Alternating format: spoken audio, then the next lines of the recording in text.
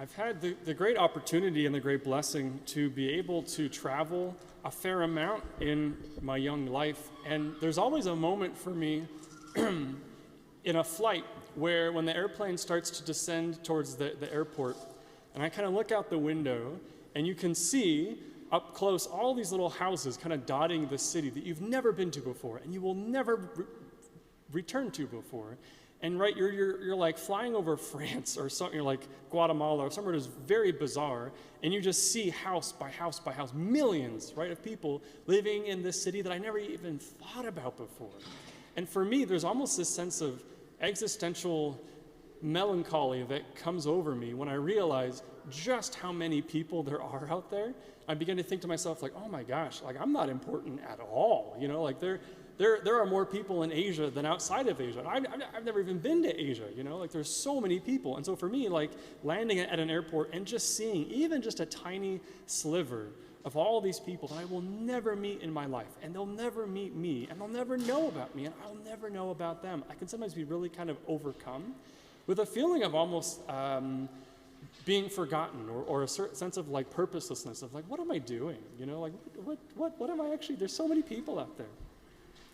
And yet in our gospel this morning, Jesus says, are not 5 sparrows sold for 2 small coins? And even the hairs of your head are all counted. Don't be afraid, right? That in our world today, right, each of us is known intimately by God.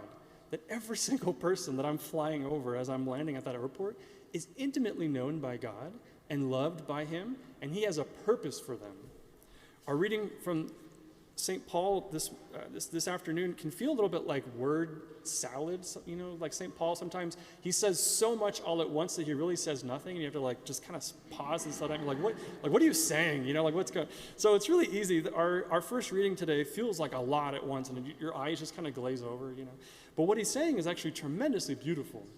He's saying, brothers and sisters, in Christ we were also chosen. We have been chosen, destined in accord with the purpose of the one who accomplishes all things, right? So we've been chosen by God for a purpose. He's doing something in the world, and he's doing something through me, and he's doing something through you. He says he accomplishes all things according to the intention of his will. Why? So that we might exist for the praise of his glory. Right?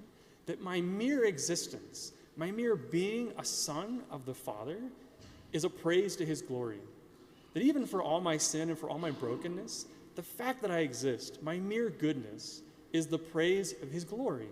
And he has a purpose for me. He has a purpose for literally every single person on earth. It's not to, you know, this grand plan to write a book or make a movie or cure cancer or change, you know, the world in this dramatic way, but he has a purpose for me. Even where I am here and now, in my own town, in my own parish, in my own family, he has a purpose for me. I can accomplish something for the praise of his glory.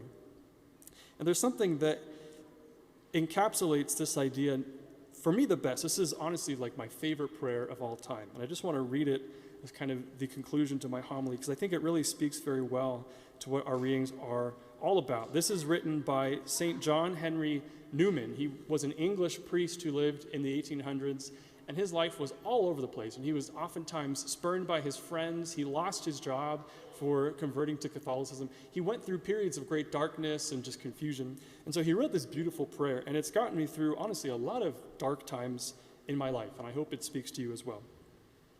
He says, God knows me and calls me by name.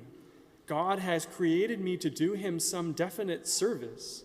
He has committed some work to me, which he has not committed to another. I have my mission. I never may know it in this life, but I shall be told it in the next. Somehow, I am necessary for his purposes. I have a part in this great work. I am a link in a chain, a bond of connection between persons. He has not created me for nothing. I shall do good. I shall do his work. I shall be an angel of peace, a preacher of truth in my own place, while not intending it, if I do but keep his commandments and serve him in my calling. Therefore I will trust him. Wherever I am, I can never be thrown away. If I am in sickness, my sickness may serve him. In perplexity, my perplexity may serve him. If I am in sorrow, my sorrow may serve him. My sickness or perplexity or sorrow may be necessary causes of some great end which is quite beyond us. He does nothing in vain. He may prolong my life.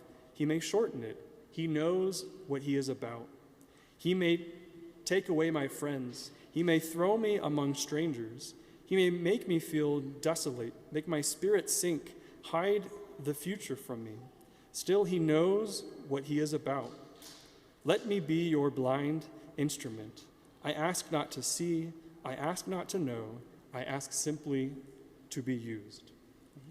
God has a plan for every single one of us. We may never know it in this life, but if we're faithful to him, if we allow ourselves to be docile in his hands, he can do amazing things through us. That we have been chosen in Christ, as St. Paul says, and destined with a purpose by him who accomplishes all things. He wants to accomplish so many things through us, through you and me, if we only but let him, if we only in faith hand over our lives to him.